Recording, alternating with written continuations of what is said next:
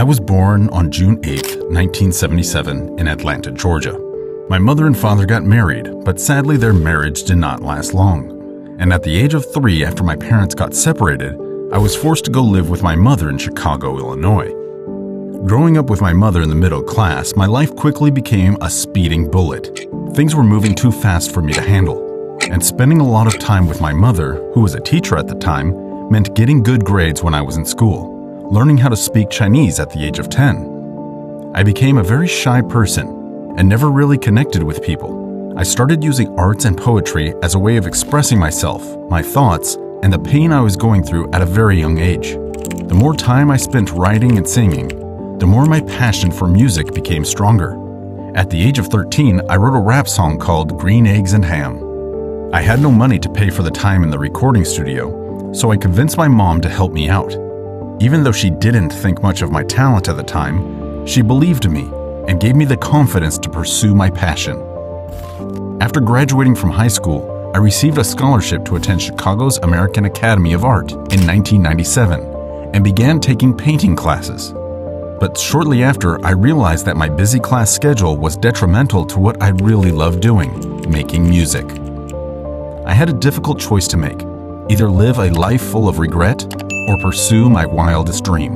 And even though it didn't make much sense to my mother at the time, at the age of 20, I decided to drop out of college to go all in to mastering my craft and my skill in music. I later released an album called College Dropout, which meant having the guts to embrace who you are, rather than following the path society has carved out for you. As a means to fund my dream and help my mother, I started ghostwriting and selling my beats to local artists around my area. And even though I was making some money here and there, it was never really fulfilling because I never got the recognition for my talent. I knew I had to change something if I'm going to make it big in life. So I decided to start going after the biggest rappers at the time. Jay-Z, maybe he can give me the recognition I was looking for. A few years later, after working my butt off, I got my first break in the year 2000 when I began making beats for Jay-Z's label, The Rockefeller, which included big artists such as Alicia Keys, Ludacris, and Janet Jackson. Despite my success as a producer, my dreams became bigger and bigger, and I aspired for more. I wanted more out of life. I wanted to become a rapper. And though I developed my writing skill long before I started producing, it became a challenge to be accepted as a rapper. My peers made fun of me as a rapper and told me to stay in my lane as a producer. But like I did in school, I decided not to follow the path that society wanted me to follow.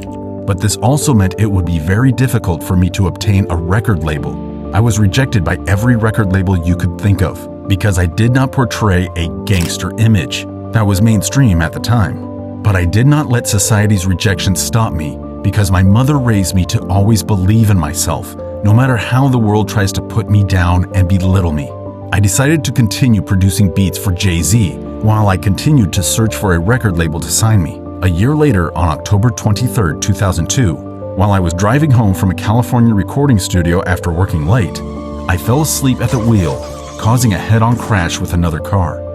The crash left me with a shattered jaw, which had to be wired shut in reconstructive surgery. I woke up to the doctor telling me I wouldn't be able to perform for many months. This was a big blow to my career, because I was really working hard to prove myself as a rapper. And I knew this accident would only slow me down, because it meant the momentum I was building up as a producer and rapper would fade away during my recovery period. I became sad and depressed and didn't know how to level back up, so I decided to do the only thing I knew how to do: express myself through music. Even though my jaw was still shattered, I knew I couldn't leave my dreams and my aspirations to luck. So 2 weeks later, I decided to record a song about my accident. I called it Through the Wire, which was a song I added to my album called College Dropout. The main theme was about making your own decisions and never letting society tell you this is what you have to do. After releasing the album, I never knew this would be the big breakout I was looking for. It exploded to number 2 on the Billboard 200 as my debut single, and was voted Top Album of the Year by 2 major music publications, and has consistently been ranked among the great hip-hop works and debut albums by artists. After my album release with the Rockefeller label, the industry started giving me the recognition I deserved. My album gave me 10 Grammy nominations, including Album of the Year and Best Rap Album, which I received, by the way. And the Grammy goes to the college dropout Kanye West. Things were finally going great, until my life took a turn for the biggest trauma I would ever experience.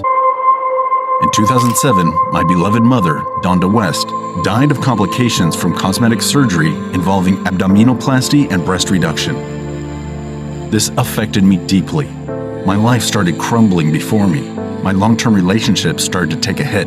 I began to have a mental breakdown in public. Controversies around me started to come every other week, and it seemed like my life was going to hell. In fact, I ended up in hell. I needed a break. I needed to be out of all the negativity that was coming my way. So I decided to throw myself into the fashion industry. I premiered my clothing, entitled Yeezy Season 1, to generally positive reviews. I was using the influence and the media I had in music to give attention to the work I was doing with Nike. Although I had my ups and downs, in 2009, I released Air Yeezys and became the first non-athlete to be given a shoe deal with Nike. West's Yeezy shoe line is now considered one of the most influential sneaker brands in the world. I have since launched other business ventures to success. I created a content creative company called Donda, which would galvanize amazing thinkers in a creative space to bounce their dreams and ideas with the goal to make products and experiences that people want and can afford. I also co-created a music streaming service called Tidal, a service that specializes in lossless audio and high-definition music videos. So, if you look at my life, some would call me a rapper, a music artist. Some would call me arrogant, a narcissist. But I like to call myself a creative artist. Someone that could go into any industry, succeed no matter how hard people try to squander my dreams.